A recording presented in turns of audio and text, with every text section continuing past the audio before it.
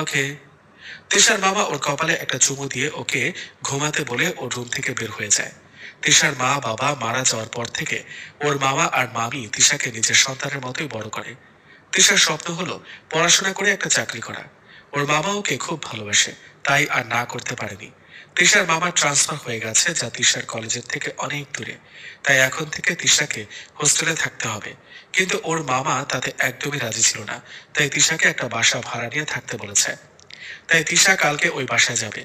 তিশা এতে খুব খুশি হলেও ওর মামা খুব কষ্ট পাচ্ছিল, কারণ ছোট থেকে তিশাকে কখনো চোখের আড়াল হতে দেয়নি। এমনকি ওর বাবা মা মারা যাওয়ার পরেও ওর মামা ওর দাদির বাসায় একদিনের জন্য থাকতে দেয়নি। কিন্তু কালকে তিশা তাদের থেকে দূরে থাকবে, এটা ভাবতেই ওর মামা খুব কষ্ট পাচ্ছিল।